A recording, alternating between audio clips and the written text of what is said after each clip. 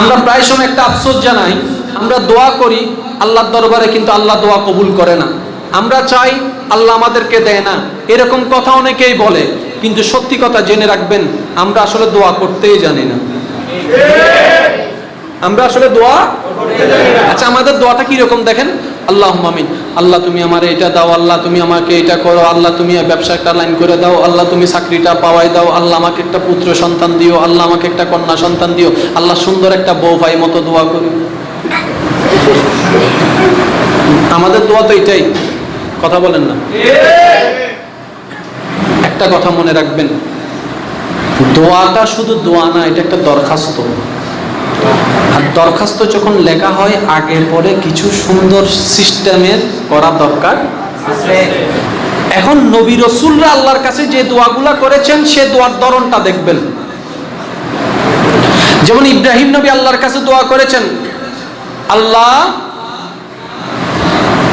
Special রসুলটা আমাকে দান করো, স্পেশাল রসুলটা আমার বংশে দান করো। এতটুক বলে আমাদের দোয়া শেষ, কিন্তু ইব্রাহিম নবী এতটুক বলে দোয়া শেষ করে নাই, আল্লাহ শুধু আমি আমার জন্য চাচ্ছি না, কারণ উনি আসবেন, উনি অপবিত্রকে পবিত্র করবেন, কোরআন তেলাওয়াত করে শোনাবেন, এইগুলার কারণে চাইতেছি। আমরা দোয়া আসলে করতেই জানি না। আমাদের দরখাস্ত সেজন্য, আদ-দুআউ মাওকুফুন বাইনাস সামাই ওয়াল আরদ হাত্তা তুসাল্লি আলান নবী সাল্লাল্লাহু আলাইহি ওয়াসাল্লাম। ওমর ফারুক রাদিয়াল্লাহু তাআলা বলেন, বান্দার দোয়া আসমান এবং জমিনের মধ্যখানে ঝুলন্ত অবস্থায় থাকে, যতক্ষণ না পর্যন্ত সেই বান্দা দয়াল নবীর উপর দরুদ পাক তেলাওয়াত না করবে, ততক্ষণ পর্যন্ত তার দোয়া আসমান পর্যন্ত পৌঁছাবে না। এখন নিজেদেরকে প্রশ্ন করে দেখুন, কয়জন মানুষ আমরা মুনাজাতের শেষে দরুদ পড়ি? দোয়ার নিয়ম হচ্ছে, সর্বপ্রথম যখন হাত তুলবেন তখন আল্লাহ পাকের প্রশংসা করবেন, আল্লাহ পাকের প্রশংসা করবেন। দ্বিতীয় নম্বর স্টেপ হচ্ছে মুসলিম মিল্লাতের জন্য দোয়া করবেন। কথা বলেন, মুসলিম মিল্লাতের জন্য দোয়া করবেন। তৃতীয় নম্বর স্টেপ হচ্ছে আপনার এলাকাবাসীর জন্য দোয়া করবেন। চতুর্থ নম্বর স্টেপ হচ্ছে আপনার আত্মীয় স্বজনের জন্য দোয়া করবেন।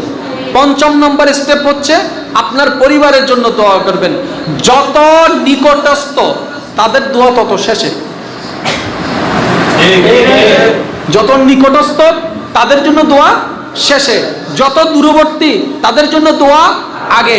যারা আপনার দুশমন তাদের জন্য দোয়া করতে হবে, এটা কিন্তু খেয়াল রাখবেন। যাকে আপনি পছন্দ করেন না তার জন্য আপনাকে দোয়া করতে হবে। সবার শেষে নিজের জন্য দোয়া করবেন। তাও কিভাবে? আল্লাহ আমার একটা চাকরি দরকার, কিন্তু আমার জন্য কোনটা উত্তম সেটা তুমিই ভালো জানো। তুমি তো এমন আল্লাহ, এমন দয়াবান, যিনি চাইলে পাথর থেকেও ফুল ফুটাইতে পারো।